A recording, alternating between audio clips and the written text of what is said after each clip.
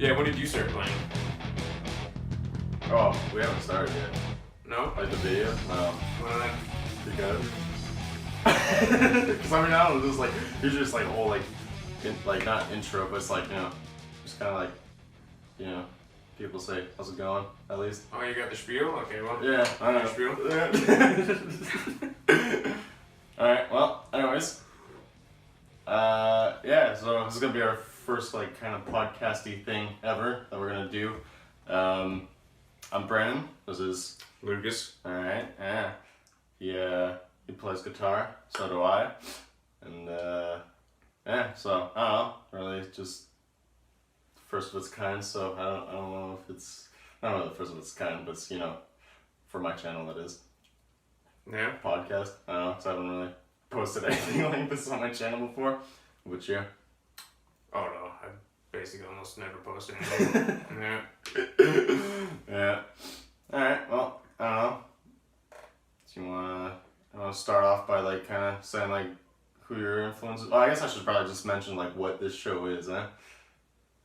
Yeah. I guess. Yeah.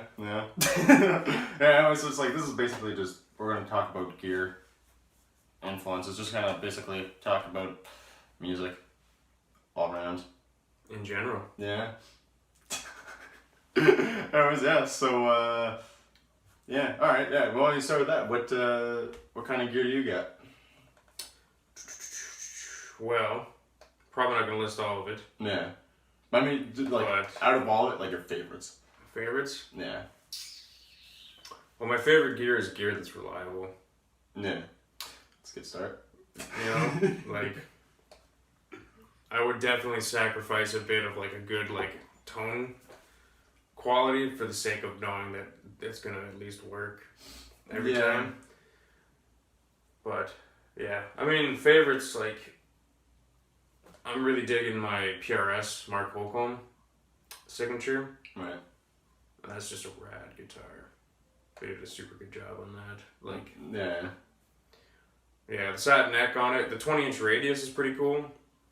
But those pickups are just amazing. Like Seymour Duncan, those Alpha Omegas are just gnarly. Yeah. So good. Yeah. So good. And then when you do the like the coil split or whatever, and you have the toggle switch in the middle position. So I think it's like the two inner ones. I think. It just gives a really good, cool like strat sound. Okay. So it's kind of nice to have that for a lot of the cleans with like the chorus delays and stuff. Yeah, and get kind of like best of both worlds. Yeah. So that's probably the guitar that I dig the most. And then probably my favorite cab is my Orange 212. Yeah. It's just like got a really full, warm, like rich sound. Okay. And then I don't know. I've got a Line 6 head, like the HD 100 that they did with Bogner, and I probably play that most because my Marshall and my PV almost never work. Hey, wow. Do you want to mention what happened there? I don't know. The PV's just got this weird like rumble sound that happens. It's like this crackling. It sounds like something's like literally frying on the inside. And then it started off as like a low rumble, and then it's progressively over the months it's turned into like that horrible noise. Yeah. And then sent it away, got it fixed, and then as soon as I went to the studio to record an album, we turned it on and there's that rumble noise again. So yeah, that's that. But apparently with all new tubes getting switched, it's better now. Okay. And then I actually took the tubes from my Marshall JVM 210H, came out and went into the PV. Okay. To make it work, because I got the same tubes. Because my Marshall, when I went to record my last album, the fuse for lead channel blew. Okay. So that was typical. Yeah. You know, we're gonna go record an album day one in the studio, just blow everything up. Yeah. But yeah, the Line 6, I mean, like that thing, you're supposed to plug your heads into cabs And I had that thing turned on for like 10 minutes before I realized one time that it wasn't even plugged into a cab. Oh yeah, I remember that. And then like Yeah. turned it off, plugged it into the cab, did the gig no problem. I think like just over a year later, 2 of the power tubes, one of them blew, so then like they're paired up, so you switch both of them. But like yeah, like that's the most problem that amp has ever given me. So That's right. Yeah, we were practicing when that happened. yeah. Yeah. Yeah. Fun. So what about you? Me, well, I'm kind of in the same boat as you with like just the kind of reliability sort of thing. I mean, I don't like amp wise. I don't really have that much, so it's like it's pretty simple for me. I got my Black Star head, and then I got my Marshall DSL 100. So it's like I don't know. My DSL kind of I don't know what happened to it. It just kind of blew something, and then just hasn't been working since. So gotta get that fixed. And then my Black Star, I've had it for almost 3 years now, and hadn't had to change a single thing on it yet. And I've like, it's a 50-watt amp, and then like I've cranked it, and I've had it at low volume, so it's like and it's always just worked. Yeah, I like that. Yeah, same. It's good head. It is. I don't know. For some reason, a lot of people shit on Black Star for no reason. I don't know why, but it sounds good and it's reliable. So I don't know. Oh yeah, Yeah. because I think you had a few crate 412 cabs. Yeah. And I played my Line 6 through that Yeah. crate, and I didn't like it at all. No. It Yeah. was so bad. Yeah. But the Black Star sounded like good through it. Yeah. Yeah, it's good head. Mhm. Yeah, but Probably spoiler alert, probably on the cab there, but on the cab, oh, not really. But like, I still actually have one of the 412 Yeah. crates. Yeah, I still got one of them. But then yeah, on my actual cab that I actually enjoy using is a orange 412 angled cab. That one's just, I don't know, just again same thing as yours, just warm and thick kind of sounding. yeah. Just orange is, I don't know, for cabs it is the way to go. Yeah. Yeah. Heavy though. Super fun to move. Yeah. Yeah. Yeah. That's got the V30s in it, I think. I think. Speakers, yeah. I think so. Yeah, I think so. It's been a while, so I checked. Yeah. They just are good. No, I had also a Black Star 412. I had like the straight cab, which I loved. Mm-hmm. And then I have like the angled one now. But it's like the MDF board, like cab construction. Whereas the orange is the 18 ply birch. Oh, okay. So I think between that and then their grill cloth too. Oh, okay. Yeah. Those are really like helping out with the tone. Right. But yeah, they're definitely really good. Mm-hmm. Yeah. Alrighty. Well, What about guitar? guitar. Yeah. Well, actually, right now I've been playing this thing a whole bunch. Oh, I didn't even show you that, eh? The Oh, the new pickup pickup. rings. Yeah. Yeah, Yeah. So. sweet. Yeah. The other ones were black, eh? Yeah, and they're both cracked because they're just like crappy plastic, and like Mhm. this whole part here on the black one was just completely gone.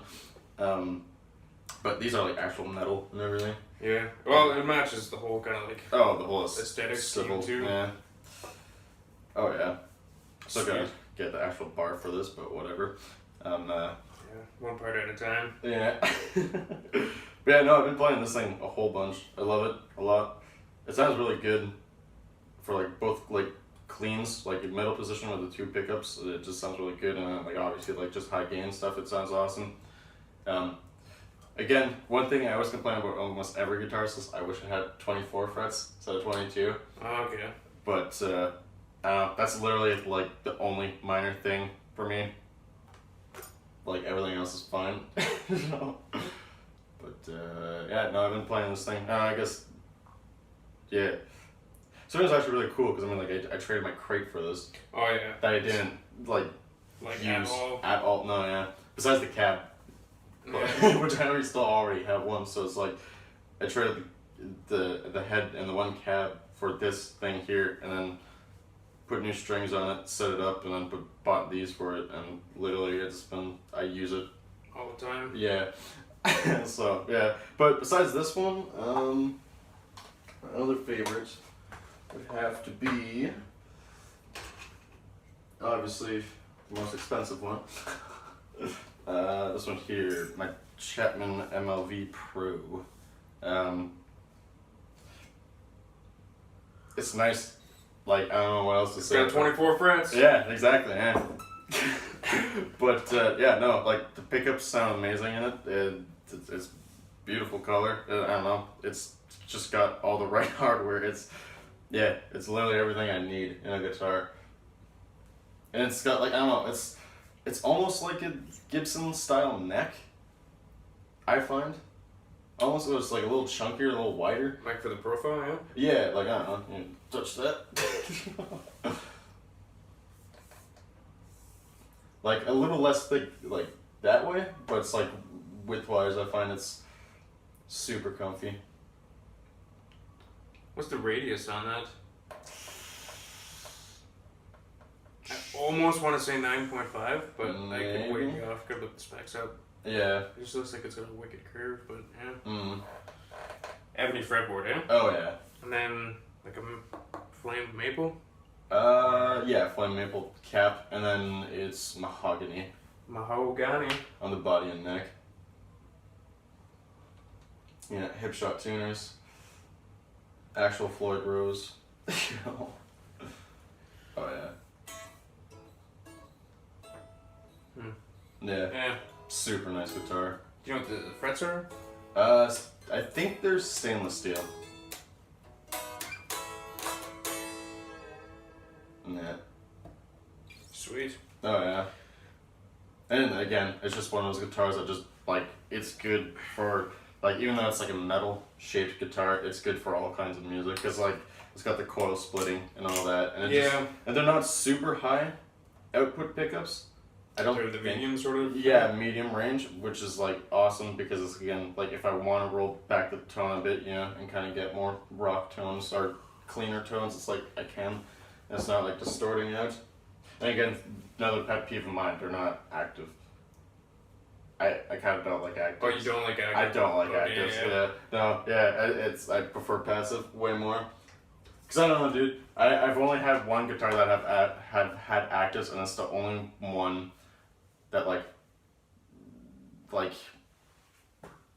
Yeah, well, you lose a lot of note definition. Yeah, and then not only that, but it's like just whenever like you can tell whenever the battery's dying constantly because it just like starts doing like cutting in and out and humming and shit.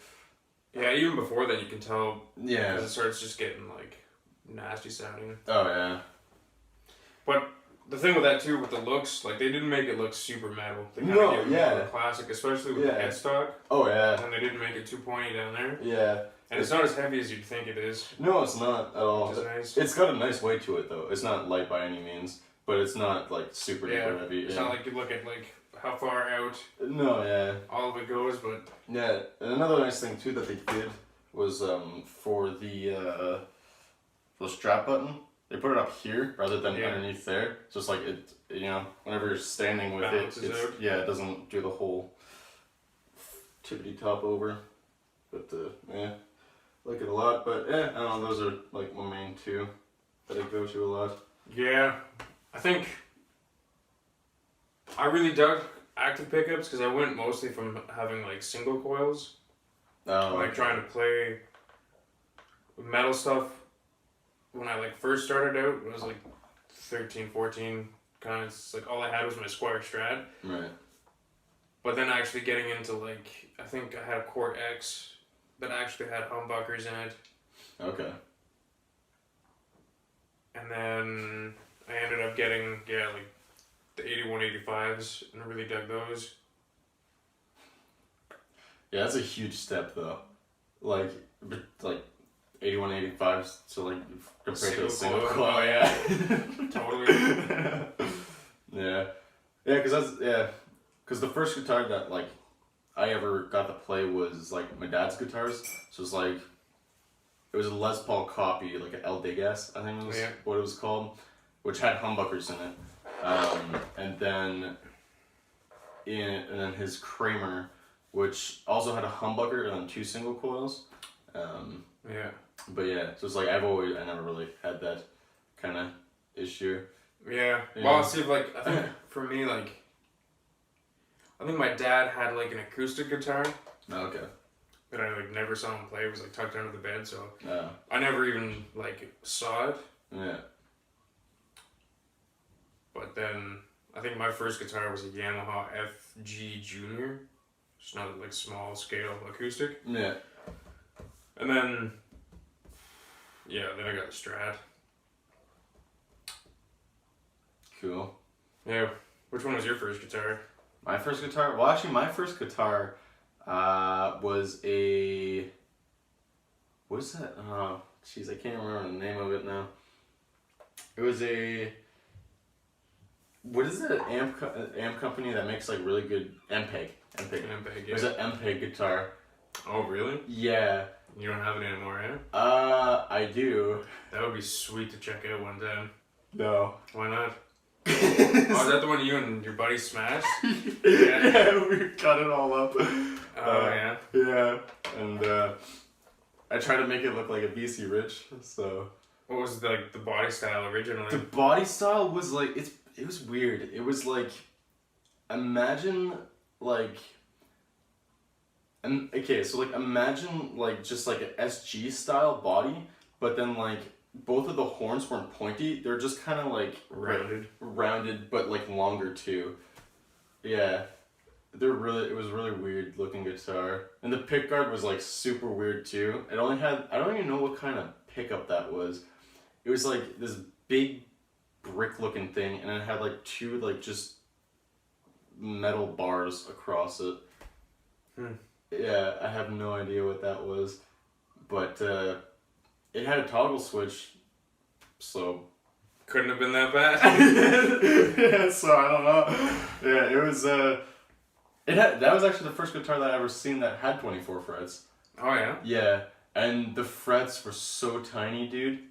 Like, just real thin? Oh, yeah. Like, just thin, and then, like, even that, like, the scale length was super tiny, too, so it's, like, even on, like, my one finger, even, this was way back in, like, I think 8th grade or something like that, whenever I got it, like, even back then when my fingers were smaller, like, touching, like, the 24th fret, it just covered the entire, like, just, like, 2 frets in between. Like, yeah. I mean, I still have it. I could show it to you, but, yeah. That'd be cool to check out. Yeah. Oh yeah, but super weird guitar. Didn't like it because it didn't have that like, you know, metal kind of sound that I was going for, you know, and then, like like the pickup just didn't sound good at all. I found. But I mean, back then too, it's like I didn't know how to set a good tone either, so it's like, yeah, you know, all that. I kind of wish I didn't destroy it now. But like, you know, it's done. So, I mean, it's still playable. The electronics are all kind of fucked because I put it back together. How long ago? How old were you when you got that? When I got that, 8th grade. So however old you're in, like 12 maybe. 12, yeah. But I didn't destroy it till I was in like 10th grade, I think. Yeah. Cause then after that, I ended up, my second guitar was, actually my second guitar was a bass. Was actually this thing, my Jackson bass, yeah. I guess I can pull that up so people can look at it if they want. Yeah, this was my, like, first, like, actual bass. Yeah. And, well, I mean, just, like, even Jackson, because I mean, I got so many of those, dude, so it's like, yeah. But, you know, actually, like, as much as I hate this thing for how much, like, the neck warps, like, I really love this thing a lot, but... Yeah, well, the body, it's got such a cool grain on it. Oh, yeah, like, I don't know if it can... It's like a trans black. You can see the grain really well, and it's got, like, a dark gray kind of look, real cool, like, flame look to it. Oh, yeah. It's pretty sweet. It's just a concert, like, JS Series concert bass, but, like, How does that one? Not too bad. Oh, that's nice. No, yeah. Yeah. Then I used I think I used this one for the Battle of the Bands? did I? I can't remember. Or did I use yours? I feel like you would have used this. Yeah? But you just hated the other one. Did I? Your blue one? Yeah. I don't remember hating it. Really? I thought you did. No, I didn't hate it at all. Like your peaving? Yeah. Yeah, no, I didn't hate that one at all. I mean, I just felt bad because I feel like... yeah, well, I mean, we have videos and pictures. Yeah, we can go back and look. I feel like I would bet a beer that you played this. So Yeah. I put a gun to my head. Yeah. It's gross too, because I mean, whenever I got it, I didn't know how to clean guitars properly, so it's like you can see all the rust and like sweat like engraved into like The fret markers. yeah. Yeah, I mean, I don't know. I gotta change out the jack on it. It's all messed up. But besides that, it's good. It's not too bad. No, yeah. Stays in tune, so. Hey, it's got strings on it. Yeah. Can't complain. Exactly. Yeah. Yeah, pretty cool. Mm-hmm. But yeah, but then after this thing, the second guitar, like actual guitar I got was my Jackson Kelly. Yeah. Which I loved that thing, but that was the first guitar that had active pickups. It's got the 8185s, eh? Yeah, and that was whenever I discovered. At first I loved it because I mean, again, it just gave me that sound you were looking for. Yeah, exactly. But then, just more and more, I started getting other guitars that had like passive pickups. I was just like, kind of digging it more. Yeah. Yeah. See, like the 81s, I like. Mm. The 85s, I'm actually not a huge fan of. But it depends. Like, there's one guitar that I have that, like, I switched the 85 for the 60, and I love the 60 so much more. Oh, yeah? Which guitar was that? That's that Bjorn signature. Oh, okay. And it's, like, wild at how different those two are for, like, still being an active pickup. Yeah. It's just such a better pickup. Okay. But I've got other guitars too, like that Brubaker guitar. It has the 85 in it, and it's like I kind of dig how that is with it. Yeah. And then I have like my Jackson, like that Rhodes one, like the 85 and that. There's Yeah. some guitars where I like it, but Actually, you know what? Yeah, I will say your Jackson with the EMGs on it sounds awesome. yeah, Cause like that's the one I used that guitar for on my album. The solo for like the Dark Matter Fleet. oh yeah, Yeah, and for I think the first solo of the first song Beyond the Stars. let's go back and listen to that. 'Cause Yeah. I think that The Dark Matter Fleet. Yeah. is like my favorite one. I think. Oh yeah, I love the one bend like. It's like in the middle of the solo that just is like a super like nice high squealy bend. Every time I listen to it, it's just like Sweet. yeah. Oh yeah. Yeah, well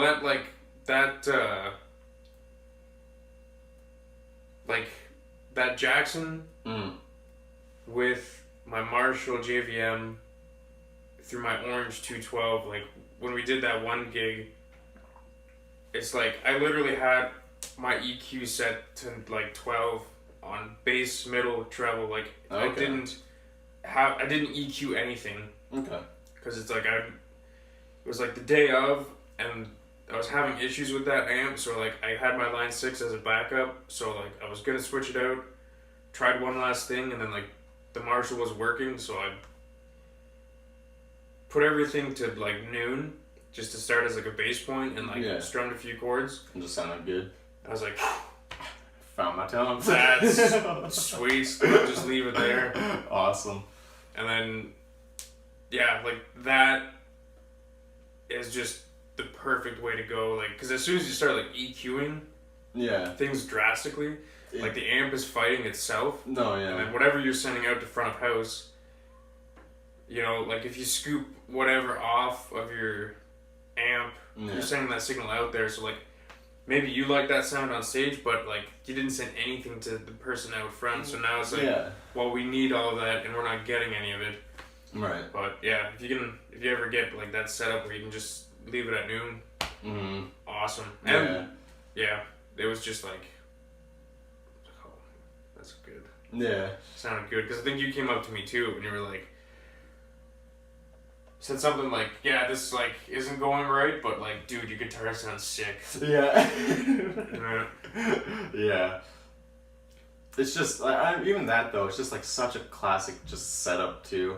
You know, like just a ripping Jackson V guitar. Yeah. Going through classical Marshall. Yeah. Yeah. And then going through it was going through your orange, yeah? You said? Yeah. Yeah. So just all classic things. Yeah. You know. But just like I don't know, I guess I'm gonna sound like a boomer, but it's just like I don't know, I like that sound so much. Yeah, well that's like a context Yeah.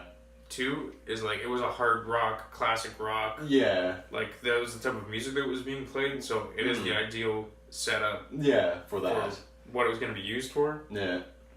Whereas like, if I was doing a totally different, like if we were gonna go and do like 50s tunes on it wouldn't.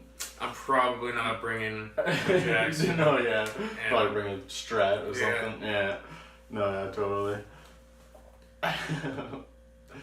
Yeah.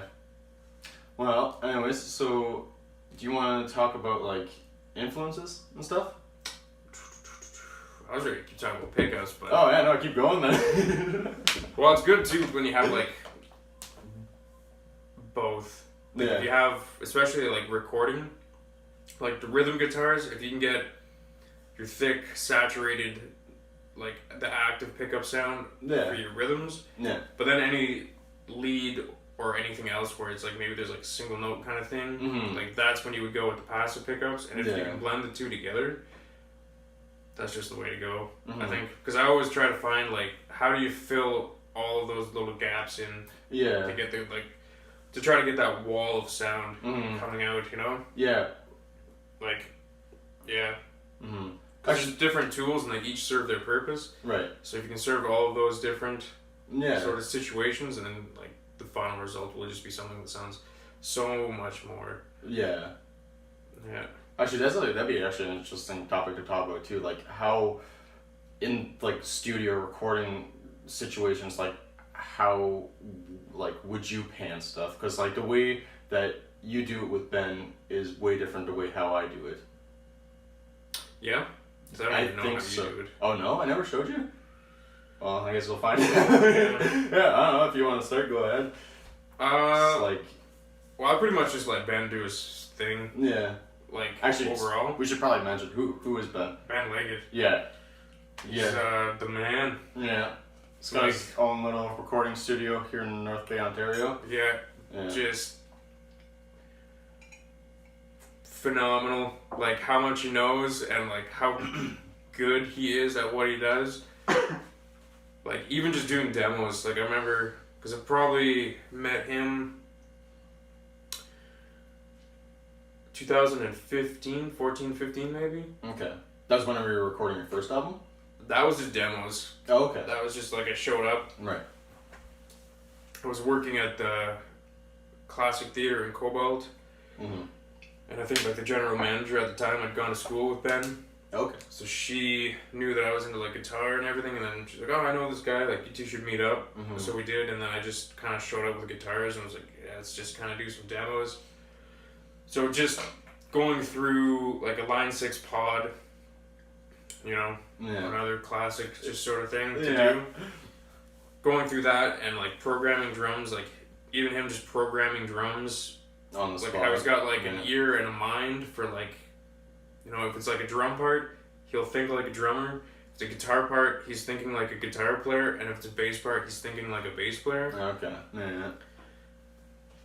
But yeah, I mean, even just doing the demos, like how quickly he works, and like Pro Tools for like when he's just ripping through it, like it would take people so long to navigate and like actually like trim things off and just everything. Like he's just the man. I just use him for all my stuff. But how we do things in the studio. Yeah, like that's another huge reason why I go to him for everything is like He's got gear galore. well, I mean, I trust his judgment. No, and, like, yeah. there's been a few times where he's mentioned, I got an idea. You might hate it, but just humor me. And like every single time, it's like, yeah, we're going with that. Oh yeah. Like it's just cool ideas. Like there's an acoustic demo I'll have to show you where it's just like there's a way that like the drums like fade in. Okay. And it's just awesome. On like point, you yeah. show me that, I'm just like, yeah, that's how It's gonna that's go. the song now, yeah. Yeah. But yeah, in the studio, pretty much was like. It's not so much like I said with the pickups, because for my first album, I did have passive pickup. Okay. For the one, I had that RL 600 guitar Okay. with the EMG HZ. Right. And that was, for that album, it was like, there's that guitar basically with the Mesa dual rec, Okay. pretty much on the one side. Mm. And then on the other, it was my Jackson with my Line 6 kind of on the other. Okay. And that's like a whole story there, but it was basically just like time's ticking. Mhm. Like, Gotta get stuff we done. have to at least get this done. Yeah. So, I guess that was kind of like how it was sort of panned. Okay. But then, What about bass? Is it pretty much just center? I think so. Yeah. It's pretty much. It's just like the bass is just such a last minute thing because for the first two albums, it was like it was on bass day that Oh, okay. That you I kind sat of down with the bass and was like, just figure it out. play the song, like kind of jam through. It was like, yeah, this sounds like it'll work. Maybe try something here, and then it's Yeah. like whatever written and recorded kind of on the same day. Okay. Yeah. Well, yeah. I'm kind of that way with bass too. Yeah. Well, after 2 or 3 days of like playing all the guitar parts, It's kind of stuck in your. you just like you Yeah. pretty much you know where You want stuff to be. the root notes of those chords are. So, No. Yeah. Exactly. and then I think for what I do too, it's not at least for what I've done in the past. Mm-hmm. It's not like you don't want to get super busy on the bass. No. Yeah. Yeah. Because I mean, that's the way I always taken the bass, where it's like if the guitars are super busy and complicated and stuff like that, the bass, for me anyways, should sound simple. Like just kind of like root note stuff, but then whenever the guitars do have a break and are kind of like simple, I find that's whenever the bass should be sticking out and shining through. Mm-hmm. You know, that's the way I like it. Hearing a lot of Dave Ellis in there, and Yeah. that one where it's him and that Frank Bello guy talking. Yeah, I watched that yesterday. No, totally, because it's like I Yeah, it depends on the music too. yeah. Yeah. Because I don't know. I mean, I mostly play metal though, like in rock kind of stuff. yeah. So Well, it depends too. Because even like you look at Protest the Hero. I don't know Yeah. if you listen to them much. Not really, no. They're like, there's some pretty crazy technical stuff going on there. Okay. But for a lot of like what we do, yeah, you don't want the bass to be too crazy. No, yeah. Because the guitars, even for my stuff, I don't know. Like it's weird. Maybe because it's what I'm saying, but like, I don't think the guitars are doing anything too crazy. Mm-hmm. So it doesn't give kind of the situation where the bass needs to really lay back. It's just like the bass just needs to be tight with the rhythm guitars. No, yeah. Yeah. Yeah. But, I mean, yeah, it's like ideally for me, it's tough because it's probably too much, but basically, like,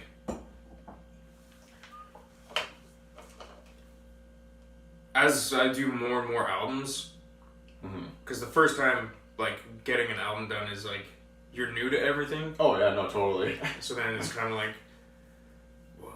Yeah. What just happened? But then you go on the second time and you have An understanding. sort of, okay, like I've done this before. Yeah. We're going to do these same things before. Now we're going to try these other things. And then after that, you've like done it twice. So you have that much more time in the studio. Yeah. And then you do the third one and it's like, okay, now I sort of know what I've seen what has been done, so I have a better idea of what can be done. Yeah. So for me, like, have,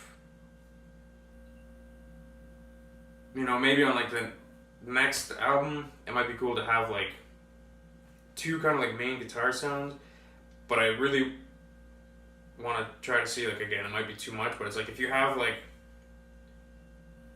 an active pickup on either side with like a passive pickup blended in. Yeah. So it's like you've got kind of like 2 guitars here, 2 guitars here, kind of doing like the one thing. Yeah. Then I think that would be like a cool kind of like blend maybe, but it sort of depends. Like, I don't know, it depends too, because it's like, is it a verse part or is it a chorus part? Is it the first verse? Because the first verse might only have like 1 or 2 guitar parts happening, but then you like thicken it up with a bunch for the chorus. But then like what I would do for a second verse versus the first verse is like totally different. Like now for this, I might actually have the 2 guitars, whereas the first verse was just the one. So like as the song progresses, like it is continually building. If that's the kind of song that it I want is. to do. Yeah, totally. Okay, cool. But yeah, kind of definitely have that like left and right guitar with this like the you know have the more individual note kind of thing maybe on the one side. Yeah. While the other guitar is on the other side, but then have the bass kind of like down the middle just to be on everything. What about solos? Like, how do you usually do that? Is it just one take, or do you do dubs and stuff like that, or? It's pretty much so far only been the one guitar for the solos. But even for that, like, there's certain things where on albums that I'm gonna do in the future, like, I have ideas where it's like maybe don't have like the Randy Rhoads thing where it's like you've triple tracked the entire guitar solo. Like maybe like have sections where there's like a harmony part kind of like tucked in there. And then, but even just for like riffs, I'm starting to think more of like have harmony parts tucked in there, rather than it being like sort of just like during the solo kind of thing. But the solo is basically like, that's where like in the past having that really thick tone 85 going through whatever, just like coming straight at you down the middle. Okay. Yeah, that makes sense. Is how it's been done in the past. But you know, it's like an ongoing thing. Like I might end up doing something totally different. Yeah, because I mean, like, even because you're on your 3rd album now, and like even that's like, I'm sure your 3rd album is totally recorded totally differently from how your 1st album is. Oh, it's even your 2nd album, because like it totally changes different each time. Oh yeah, because I mean, like, even that's just like new gear, and you know, just you know, different ways of even using old gear. You know, that's how I've always taken it too. You know.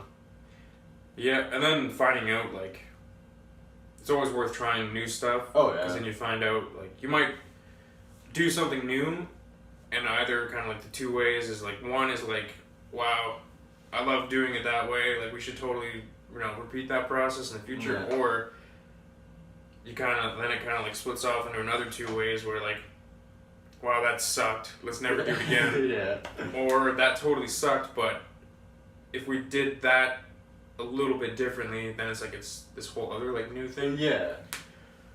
That's why, like, what I definitely want to do in the future is like actually have like all of the people in the studio at once, because then you like really, the ideas start like bouncing off one another. Like what I've done for my band Beyond These Shores, like I basically just hire people to come in and play their parts, but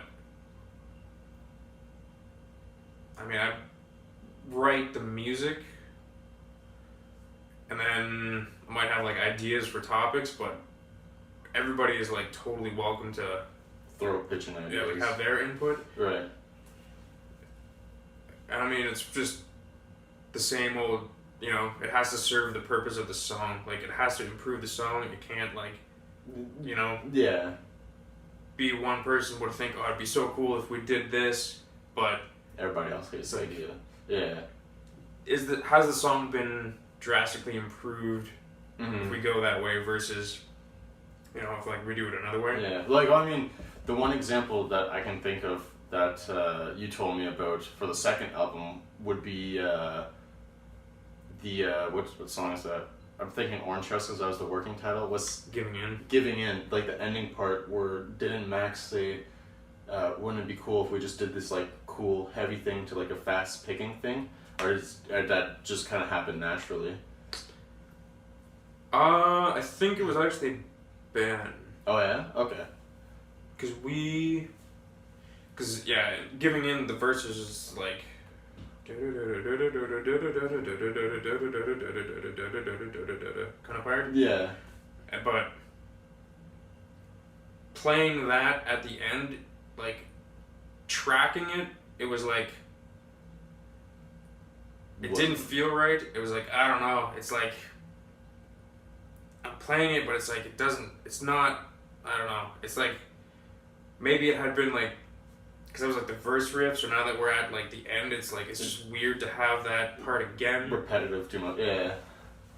But then it was kind of like we tried doing like just the root notes, and then we did that thing where it's like the same notes, but then the picking like sped up. Mm. So I think at first it was like this like real just like hit the chords like a real sort of like heavy thing, and then like start like and then it like sped up to like but then like the drums came in too, so then it was like it all just kind of like worked. But yeah, that's one of those in the moment on the spot things. You go in prepared and like this is the rundown of the song, but then you have ideas on the moment where like in the spot where it's we should totally try this, and then that there's so many times where that just ends up being how the song is. I mean, even I remember whenever we were demoing out the one song for your third album, where the whole like that whole ending part, you're just kind of like, it'd be cool to do this, but cool. Because I mean, like, for me, it's not. I guess it's not totally different from how you record, I guess, but it's like for me, it's like it's a lot more simple because I don't have as much as Ben, obviously, and I'm usually the only person doing all of it, so it's like there is that, but like for me, whenever I record stuff, it's usually 2 rhythm guitars on each pan left and right, but not together. So it's like for me, it's like I pan one guitar like 90% left and then right, and then I pan another one 70% left and right. But it's like what I usually do too is that's like the 2 guitars, the one panned 70% and then like the one that's panned 90% aren't always playing the same thing. Like usually it's like there are parts where they are playing the same thing, but then they're also doing like a harmony thing. Cause like there's a part in Beyond These Stars where it's the one guitar is doing that kind of thing, and then the other guitar is doing that. So it's like I got one guitar doing the root in the third, the other doing the root in the fifth. Yeah, exactly. So it's just like I got that happening throughout all the song just for the rhythms, and then for my leads, I always double track my leads. But then the thing I did too, though, for that album there, is that I did add some harmonies for the solos. So I haven't played the solo in so long, so I won't be able to do it. We have like the main guitar solo coming at you, and you would pan the harmonies. Well, no, that's the thing, is that like I'll have the main solo double tracked, panned a little bit left and right, like about 30% or whatever, and then I'll have the harmonies on the outer side of that, but they're also, so it's like they'll be playing the same thing for all the regular parts, but whenever the harmonies come in, that's when they switch to go do the other harmony parts. Okay. So technically it's like 4 guitar tracks, and then whenever the harmony part's on, it's like basically switches off and becomes just 2 different things. But then not only that, is that like in my music, I mean probably not for like Forbidden Messiah stuff, but like for my Celestial Quest stuff, what I usually do too is I have like the synth parts. So like I usually have 2 tracks for like the rhythm synths that are just basically following the root notes. So then they'll be panned 80%. So that's sitting right between the 2 guitar tracks. Yeah. Just to thicken that up even more. And then I'll have the lead tracks, which are closer to the center. So it's like, all the leady stuff will just be right at you again. And then for bass, I usually have 3 bass tracks just dead in the center. And then, because I have one that's just a clean bass tone, one that has a lot of compression and like a little bit of grit to it, and then I'll have one that's just a full out, just distorted bass track. So those will be those 3 there, and then I'll have 2 other ones that I'll add a little tiny bit of reverb to, and then pan those out also underneath the synth tracks. So it's just, again, just that huge kind of bass tone underneath all those guitar tracks and synths. And then drums, they're just kind of there. Yeah, not doing too much crazy stuff. It's going to be interesting too once I do like vocals for the second album, because panning all that, try to figure all that out too. Because I'm probably going to try to keep that formula for the second album, just for Celestial Quest, or well, even like for like Forbidden Messiah. I mean, I'll probably just like do it however Ben would want to do it, because I mean we're gonna do it with him. But for Celestial Quest, I'll probably keep it that same route, because it's just, I don't know, it's just how I like it sounding, I find. But yeah, so that's what I usually do whenever I'm doing recording stuff. And like that too, it's like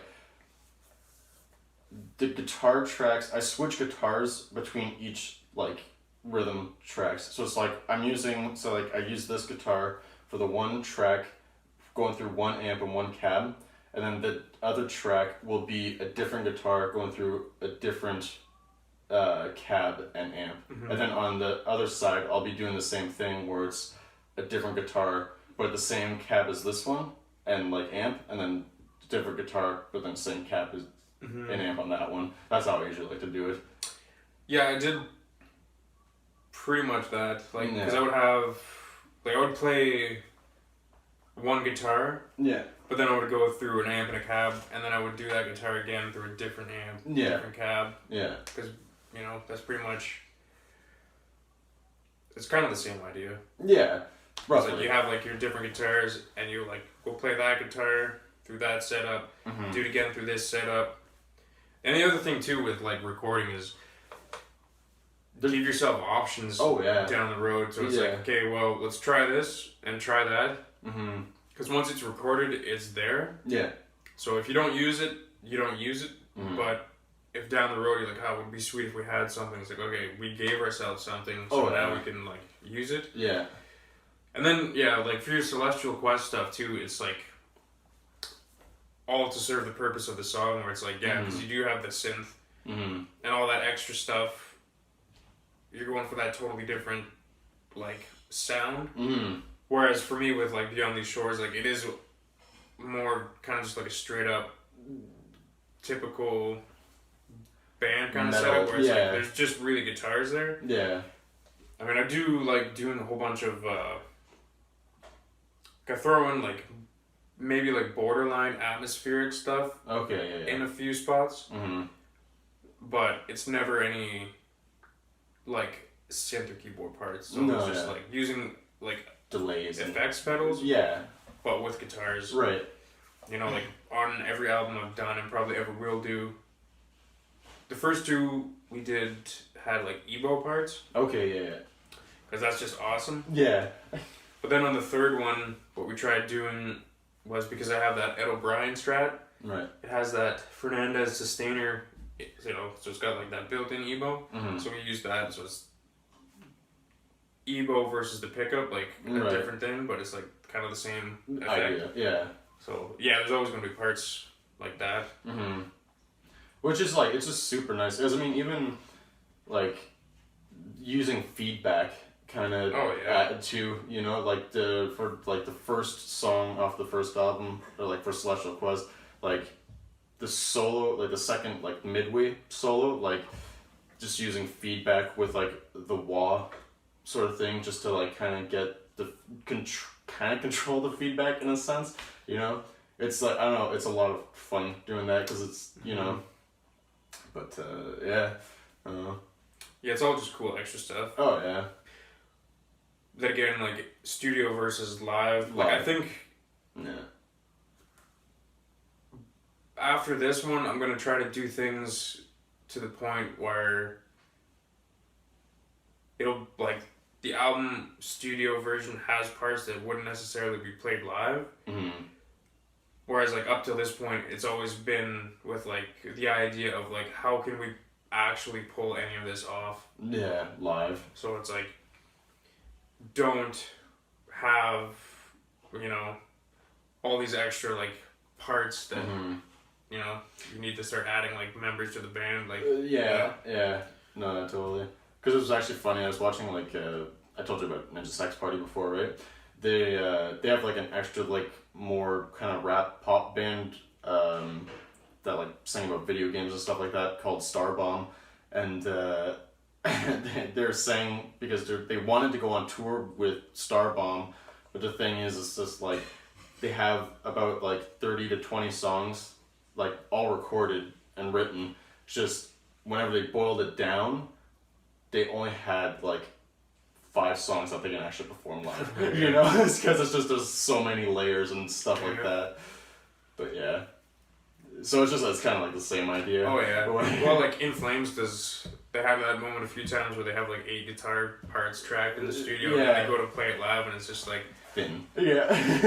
We're gonna have to figure out, you know, what parts to play from each of the tracks. Oh yeah. Get the gist of it, but I mean, a lot of bands too. I mean, like they've been doing this since like the 80s, but it's like they've been playing kind of with like backing tracks. Mm-hmm. You know, not like entire backing track, but just like for certain parts of songs and stuff like that. I forget what band it was, but I was actually super like. This is probably just me being like a prick in the audience, but like, disappointed that they were. Yeah, it was some band that opened for AVR. Oh, okay. I'm trying to think of where it was. It was not the Phoenix. Somewhere in Toronto, can't remember. They have like a restaurant or something just beside it where like I don't know if we were just that drunk, but it sounded like every waiter and waitress like had a British accent. Oh really? We were like, I don't like you hear this. Like, you know, but yeah.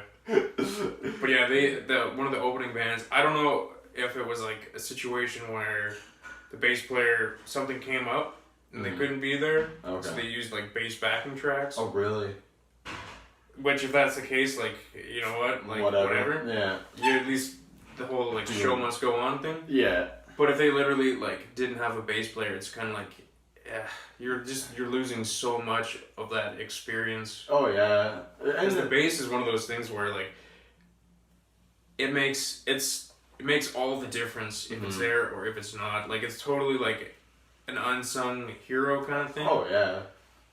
Where like when like the bass, you really like you feel it more than like you hear it necessarily. But yeah, that makes all the difference. So that was one of those things where they used a backing track for the bass, and it was kind of like it's kind of lame. But no, yeah, or even like that. Like whenever like you don't. I feel like you don't see it as much anymore, but it's like for a while, a lot of bands just started using like drum tracks and didn't even have a drummer, you know, with them, stuff like that. Where it's just like, again, it's for some stuff it is hard to get, you know, an actual drummer out to go play that, you know, more super technical stuff, but it's like it's still cooler to actually have it there. You know? Oh yeah. Like, Yeah. yeah. I would rather have real people playing who make mistakes Then than tracks. Yeah. Yeah, no, totally. Yeah. We're probably sitting at about now, right? Yeah. It's probably like not bad. No, yeah. Well, yeah, we'll probably end it here if you want. Yeah. Yeah. Cool. Well, Sweet. Well, that's that. that was the Bunch of first stuff. episode. So I'll leave it like, I don't know, I guess you don't really post stuff on your YouTube, but I'll leave it I'll like leave your link in the description. Anyways, I'll put a link to your Bandcamp Oh, as sweet. well. Yeah. So Yeah, my YouTube is mostly just guitar. like there's some like tutorial things, Yeah. but I mostly just have all my ideas of me playing stuff as unlisted, so nobody can see it. Yeah. Leave space off my phone, and Yeah. the ideas are all there. But Yeah, but yeah, no, I'll leave a link to those two things, and yeah, well, I mean, you're probably gonna be on this podcast more than anyone, so yeah, yeah, we're gonna get the ball rolling, and then yeah. I mean, even that, like once we do start getting guests and stuff like that, like I mean, I don't know if you're available. we'll just have them sit awkwardly in between us, and like we'll each ask questions we'll one just at a look- time, we'll so we'll look at just them. constantly Yeah. be like, we'll just look at them like this. yeah, Yeah. Well, anyways, cool. sweet, That was episode 1, I guess. yeah.